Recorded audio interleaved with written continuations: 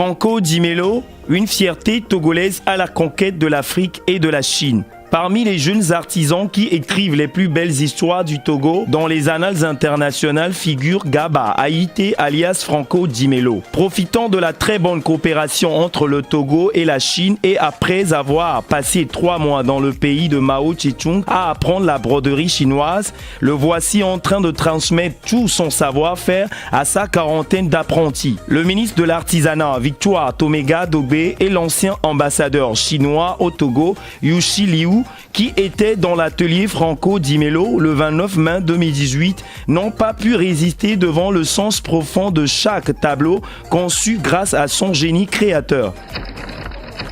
Je suis venue aujourd'hui pour les féliciter. À travers lui, féliciter tous ces jeunes-là qui ont eu cette belle occasion. Aussi leur dire tous mes encouragements et leur renouveler les félicitations du chef de l'État qui suit de près ce genre d'initiative et qui l'apprécie. Ils étaient 6 artisans partis en 2017 pour se perfectionner dans la broderie chinoise. Et ce qu'ils ont découvert, c'est que les machines qu'ils ont l'habitude d'utiliser pour faire la couture, c'est la même machine que les Chinois utilisent pour faire de la broderie. Et ils ne savaient pas. Donc c'était vraiment pour eux une belle découverte et ils ont quand même pris sur eux de transmettre ce qu'ils ont appris en Chine à d'autres artisans. Assidu, rigoureux et créatif, le jeune Franco Di Melo allie abnégation au professionnalisme, ce qui d'ailleurs lui a permis d'organiser à plusieurs reprises des défilés de mode à l'ambassade de Chine au Togo. Devenu irréprochable dans la sous-région, connu également en Chine comme l'un des stylistes africains à faire la broderie chinoise avec une finesse des produits et la qualité des tissus choisis, le designer togolais nourrit la noble ambition d'élargir son centre de formation en créant un institut international de la couture et de la broderie chinoise. Dans son agenda aussi, le Togolais prévoit dans les années à venir organiser annuellement en grand format un défilé de mode sur la haute couture sino-togolaise. Ambition grande mais pas impossible puisque Franco Di Melo sollicite des autorités et des partenaires des aides pour la réalisation de ces 2 projets. Bonne nouvelle déjà, les œuvres d'inspiration sino-togolaises faites par le styliste togolais sont couvertes et en diffusion sur la télévision chinoise CGTV et sur les grands sites chinois. Somme toute, l'innovation et la détermination sont là. Le jeune n'attend que le soutien financier pour mieux faire éclore son talent. La série sur le gâteau, découvrez la réalisation faite par la télévision chinoise CGTV. Chapeau de paille, robe chinoise fondue. Une dizaine de mannequins togolais défilent dans l'ambassade de Chine au Togo. Ils portent tous des vêtements qui ont un style à la fois chinois et togolais.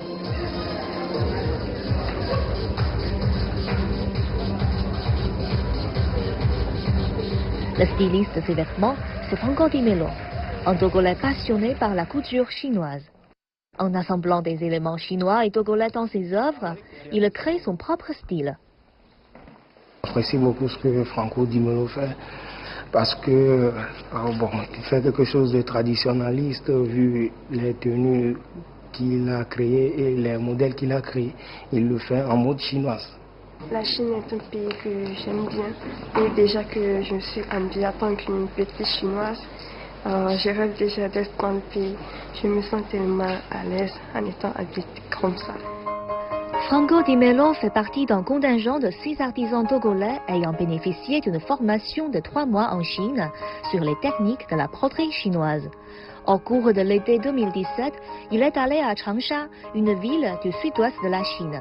C'est là qu'il a commencé à apprendre la couture chinoise et cela l'a profondément fasciné. Le charme de cette broderie, c'est le mélange des couleurs et puis les dessins. On peut faire n'importe quel dessin sur les tenues. On peut même faire des tableaux, des draps avec cette broderie. Dans son atelier, Franco Di Melo nous présente avec enthousiasme ses œuvres. Il me paraît que ces 2 tenues ont mélangé les styles togolais et chinois.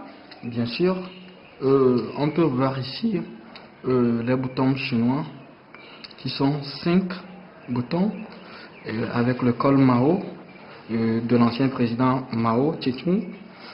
On peut voir les panneaux de la tradition togolaise Et puis le was d'inspiration africaine. Ça c'est une fleur, c'est 2 fleurs, elle est en train de broder.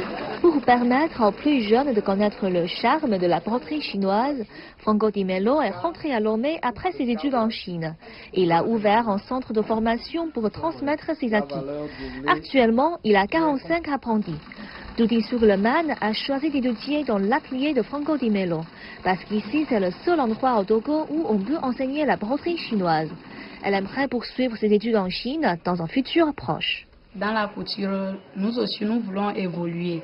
Pourquoi pas ne pas aller étudier en Chine pour mieux connaître plus que ce qu'on nous apprend ici. Ça serait une bonne chose que si on pouvait aller aussi en Chine pour continuer notre formation ou bien nos études en Chine, ça serait une bonne chose pour nous. Avec un nombre d'apprentis de plus en plus élevé, l'atelier Franco Di Melo n'est pas en mesure de satisfaire toutes les candidatures.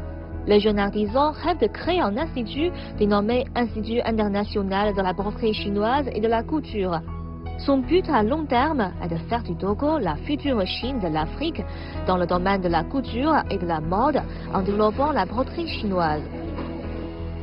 Ces dernières années, avec le développement de l'économie togolaise, de plus en plus de talents locaux sont nécessaires dans tous les domaines. Pour répondre à ce besoin, l'ambassade de Chine au Togo organise chaque année des formations en agriculture et en artisanat pour les jeunes talents comme Di Melo qui souhaitent étudier en Chine. Et quand ces derniers rentrent au Togo, ils vont devenir des passeurs de culture et des envoyés de l'amitié entre les deux pays. Han Ying, CGTN français, Lomé.